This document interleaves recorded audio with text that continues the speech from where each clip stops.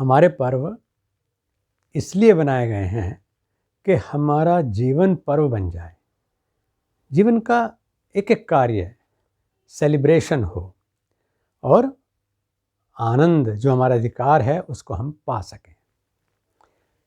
त्योहार को एक दिन के लिए मनाना उस दिन की महत्ता को तो स्थापित करता है।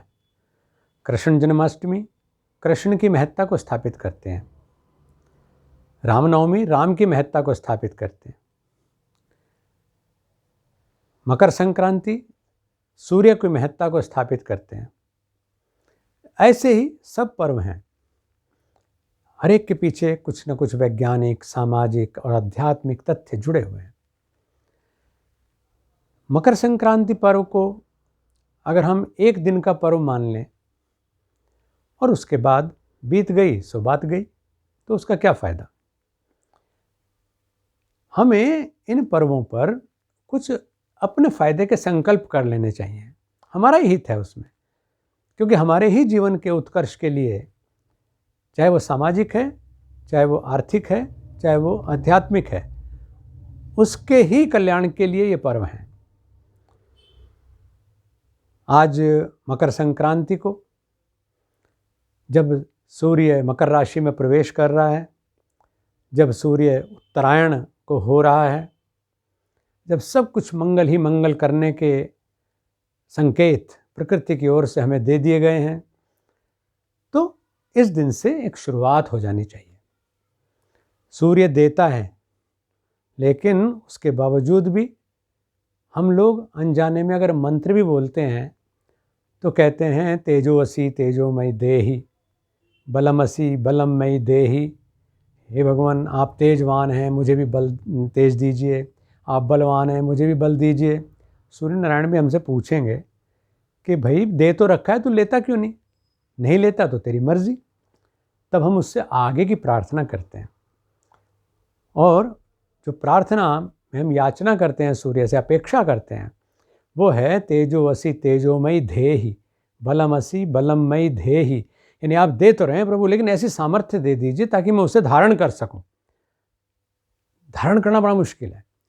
एक तेज रोशनी अगर हमें दिखाई दे जाए 100-200 वाट के बल्ब की, तो वो भी आंखों को चुंधिया देती है। लेकिन अगर हमारी आंखें सूर्य के निरंतर संपर्क के द्वारा स्वस्थ हैं, तेजस्वी हैं, ऊर्जावान हैं, सहिष्णु हैं, दिव्य शक्ति से संपन्न हैं, तो फिर वो नग्न नेत्रों से सूर्य के दर्शन करने की सामर्थ्य दे देती है। तो आज मकर संक्रांति से हम नेत्रों को निरोग करने के लिए सूर्य दर्शन का सिलसिला शुरू कर सकते हैं, क्योंकि ये तो कह दिया गया कि माघ मकरगत जब रवि जब होई, तीर्थ पति ही आव सब कोई। जब माघ महीने में मकर राशि में सूर्य प्रवेश करता है, तो जो तीर्थराज हैं वहाँ पर सब दिव्य शक्तियाँ इकट्ठी हो जाती हैं। तो तीर्थराज इस धरती पर भी है और तीर्थराज इस शरीर में भी है। हम इस शरीर के तीर्थराज में अगर हम दिव्य शक्तियों का वास कर लें, शरीर का तीर्थराज कौन सा है? वो है हमारा आज्ञा चक्र। त्रिवेणी संगमो यत्र तीर्थराज सौच्यते, तत्र स्नान कुर्वीत सर्वपापै प्रमुच्यते। जो त्रिवेणी संगम है, हमारा इड़ा पिंगला सुषुम्ना, 3 नदियाँ हमारे शरीर में बह रही हैं प्रमुख, तो इनका जो संगम स्थल है उसको प्रयाग बोलते हैं। और वहाँ पर जो व्यक्ति स्नान करता है, ध्यान लगाता है, डुबकी लगा लेता है, उसके समस्त पाप नष्ट हो जाते हैं, क्योंकि उसकी पाप वृत्ति ही नष्ट हो जाती है। जब पाप वृत्ति नहीं है तो पाप करेगा कहाँ? तो वहाँ पर हम दिव्य शक्तियों का दर्शन करें, और उसका लाभ कैसे हो कि हमारे संकल्पों में बल आ जाए। तन में मनः शिव संकल्पम अस्तु, मेरा मन शिव संकल्प वाला हो जाए। और उस संकल्प का मैंने कहा कि एक संकेत ये है कि हम सूर्य का दर्शन प्रतिदिन करने का विधान बनाएं। वेदों में इसकी बड़ी महिमा है, और सूर्य से किस तरह से हम आरोग्य पा सकते हैं, आयुष्य पा सकते हैं, अभ्युदय पा सकते हैं, इसकी कुंजी है उसमें। और फिर इसी तरह के मंत्र भी वहाँ पर निर्दिष्ट किए गए हैं कि इन मंत्रों से आप अर्घ्य दें, इन मंत्रों से आप उपासना करें, इन मंत्रों से आप सराहना करें, ताकि हमारे मन में सूर्य के प्रति अनुकूलता बनती चली जाए। तो आज से एक दिन करने से कुछ नहीं होगा, ये दिन तो आया है, चला जाएगा। समय को कहते हैं पीछे से नहीं पकड़ा जाता, सामने से पकड़ा जाता है। तो इस दिन से हम ये संकल्प ले लें कि अब हम प्रतिदिन जो हृदय को बल देने वाले हैं, जो नेत्रों को बल देने वाले हैं, जो शरीर को बल देने वाले हैं, ऐसे सूर्य का दर्शन किया करेंगे। और जो औषधीय हैं उनके ऊपर हमारा आश्रित होना कम हो जाएगा, समाप्त भी हो जाएगा। क्योंकि अगर प्राप्तस्य योगाग्निमयम शरीरम, जब योगाग्नि से शरीर पवित्र हो जाता है तो न तस्य मृत्यु न तस्य रोगो न जरा न मृत्यु, प्राप्तस्य योगाग्निमयम शरीरम। तो योगाग्निमय शरीर मिल जाने पर रोग, जरा और मरण इनसे मुक्त हो जाता है व्यक्ति। कैसे करें? उदीयमान सूर्य। कभी हम सोचते हैं कि आज तो आप तो कह रहे हैं कि मकर संक्रांति से शुरू कर लें, मकर संक्रांति में सूर्य दिखाई तो दे ही नहीं रहा है, आज तो कोहरा ही इतना ज़्यादा है। लेकिन कोहरे में इतनी ताकत नहीं है कि वो सूर्य को ढक सके, वो हमारी आंखों को ढक सकता है। घनच्छन्न दृष्टि घनच्छन्न अर्कम यथा मन्यते निष्प्रभम चाति मूढ़ है। यानी हम मूढ़मती ये सोच लेते हैं कि आज सूरज छिप गया ना, सूरज नहीं छिपता, हम करवट ले लेते हैं, धरती करवट ले लेती है, तो जो दूसरा पार्ट है इस धरती का, उसमें सूर्य चमकता हुआ दिखाई देने लगता है। हमारी आंखों के सामने बादल आ जाता है तो भी सूर्य नहीं छिपता, हमारी आंखों को थोड़ी देर के लिए बादल ढक लेता है। तो हम निर्धारित समय पर जब उससे मिलने का क्रम रखेंगे, हमें पता है कि काल गणना के हिसाब से किस दिन कितने बजे सूर्योदय होता है, तो उतने बजे अगर हम सूर्य का दर्शन करते हैं, तो इसीलिए जो योग में भारत योग की क्रियाएं हैं, तो उनको केवल सूर्य नमस्कार कह करके हमने नहीं छोड़ दिया, उसके ऊपर हमने कार्य किया और ये पाया कि ये सूर्य नमस्कार केवल एक व्यायाम नहीं है। व्यायाम तो है ही, वो तो बहुत छोटी सी पहचान है उसकी। कोई भी व्यक्ति सूर्य नमस्कार करेगा तो उसकी मांसपेशियाँ, उसके स्नायु तंत्र, उसके जो स्केलेटन सिस्टम, उसका उत्सर्जन सब अच्छा रहेगा। उसके जो चक्र हैं वो ऊर्जावान हो सकते हैं, बशर्ते कि वो ध्यान के द्वारा उसको करे, मंत्रों के प्रयोग के साथ करे, संकल्प शक्ति के साथ करे, तो सब होता है। तो सूर्य का जो व्यायाम वाला पक्ष है वो तो आप कभी भी करते रह सकते हैं, लेकिन जो साधनात्मक पक्ष है और वो जो हमें शारीरिक ऊर्जा से लेकर दिव्य ऊर्जा तक जोड़ने का जो एक रास्ता देता है, तो इस वजह से इसको ऊर्जा गति नाम दिया गया है कि मकर संक्रांति से हम ऊर्जा गति का अभ्यास करें।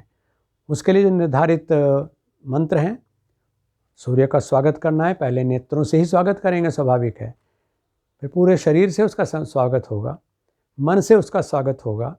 तो इसमें हम एक अर्घ्य के द्वारा उसका स्वागत करते हैं। आपके घर में भी कोई अतिथि आता है तो आप उनको एक फूल दे देते हैं। अगर आप कहीं मंच पे भी हैं तो किसी अतिथि को माला पहना देते हैं, उसका स्वागत है। तो ऐसे ही जब सूर्य का स्वागत हम करते हैं तो वो अर्घ्य के द्वारा करते हैं, जल के द्वारा दिया गया अर्घ्य। कलश को अपने जो रिब्स जहाँ मिलते हैं, ड्यूडिनम जिसको हम बोलते हैं, ये क्षेत्र, यहाँ इस स्तर पर कलश को लेकर के जल से पूरित, यानी जल भरे हुए कलश को लेकर के, घड़े को लेकर के, जिसका ढलवां किनारी हो, उसमें जल को सूर्य के प्रति डालें और जो अर्घ्य दिया जा रहा है, यानी जल समर्पित कर रहे हैं हम, तो उस जल के बिंब में शुरू में हम सूर्य को देखें। सूर्य का दर्शन जल में उसके बिंब के रूप में हम उसको देखते हैं, जिससे कि वो हमें मित्र है, वो ओम मित्राय नमः कहते हैं, तो नुकसान ना दे किसी भी तरह से। फिर उसके बाद आंखें इतनी अभ्यस्त होती चली जाती हैं कि फिर आप नग्न नेत्रों से सूर्य को देख सकते हैं। उसके बाद तप्त सूर्य को भी देख सकते हैं। उद्देश्य ये नहीं कि हमें तो सूर्य को तपते हुए ही देखना है, भले ही आंखें खराब हो जाएं, ऐसा नहीं। क्योंकि जब हमने शुरू में ही उसको मित्रायन में कहा, तो उसको मैत्री वाला जो स्वरूप है उसका हमें उसका दर्शन करना चाहिए, और उसी रूप में करना चाहिए कि जब हम वो प्रखर भी हो जाए तो हमारी मित्रता भी इतनी प्रगाढ़ और इतनी लंबी हो जाए कि हम उसको उस प्रखर रूप में भी नग्न नेत्रों से देख सकें और वो हमें कोई नुकसान न पहुंचा सके। इस तरह से जब हम जल देते हैं तो उस समय हमें मंत्र बोलना चाहिए कि एहि सूर्य सहस्त्रांशो तेजो राशि जगतपते अनुकंपय माम भक्त्या ग्रहण अर्घ्यम दिवाकर। ऐसे करके फिर उसके बाद हम सूर्य की स्तुति करते हैं। और स्तुति में भी एक उपनिषद हैं, क्योंकि जो प्रमाणिक ग्रंथ हैं हमारे वो वेद हैं, षड्दर्शन हैं और उपनिषद हैं। तो उपनिषदों में भी चाक्षुषोपनिषद बहुत छोटा सा उपनिषद है, 1 पन्ने का है केवल, यानी मुश्किल से आप 2 मिनट में 1.5 मिनट में उसको पढ़ सकते हैं।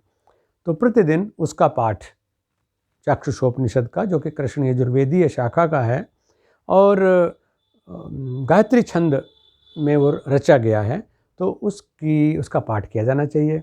तो उसकी महिमा में ही ये बताया जाता है कि जो व्यक्ति चाक्षुषोपनिषद का पाठ करते हैं उनको नेत्र संबंधी कोई विकार नहीं होते, यहाँ तक कि उनके वंश में भी कोई नेत्रहीन यानी अंधा व्यक्ति जो है, जिसको नेत्र ज्योति ना हो, ऐसा व्यक्ति पैदा नहीं होता। इतने दूरगामी प्रभाव इसके हैं। तो उसको हमें अपने अभ्यास में लाना चाहिए। और जो सूर्य स्तुति के मंत्र हैं भारत योग की प्रशिक्षण में, उनको भी हमें पाठ करना चाहिए।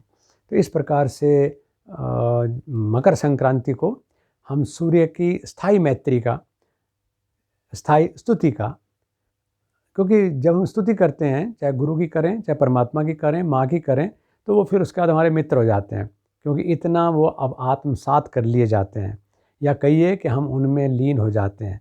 तो उस अवस्था में आने के बाद सूर्य हमारा हमेशा मित्र ही रहेगा। और ये ना सोचें कि आज बादल आ रहे हैं, या आज कोहरा है, या आज वर्षा है, तो सूर्य दिखाई दे नहीं रहा, सूर्य को अर्घ्य देने का क्या फ़ायदा। सूर्य को कोई फ़ायदा नहीं होता है, उससे फ़ायदा हमें ही होता है। क्योंकि सबसे बड़ा फ़ायदा तो यही है कि हम संकल्प के धनी हो जाते हैं। हम आंधी, वर्षा, धूप, शीत, किसी में भी अपने व्रत को नहीं तोड़ते हैं। तो वो जो संकल्प है वही हमारी शक्ति को दिव्य शक्ति के साथ जोड़ देता है, और हम इतने संकल्पवान हो जाते हैं कि आप जो चाहे पा सकते हैं। तो आज मकर संक्रांति का पर्व, क्योंकि आज शाम तक चलेगा, लेकिन इसका मतलब ये नहीं कि अगर आज आप उदीयमान सूर्य का दर्शन नहीं कर पाए तो कल से शुरू करें। लेकिन हाँ, कल को परसों पे मत डालिएगा। यानी हमें अगर ये तय करना है कि उदीयमान सूर्य के साथ ये प्रक्रिया दोहरानी है, तो आज वो समय निकल गया, ज्ञात आपको आज हुआ है, तो कहिए कि मैं कल सुबह से ही इस प्रक्रिया को शुरू करूँगा, और अपने सर्वतोन्मुखी विकास के लिए इसका अभ्यास नियमित रूप से करेंगे। पर्व की बहुत बहुत शुभकामना।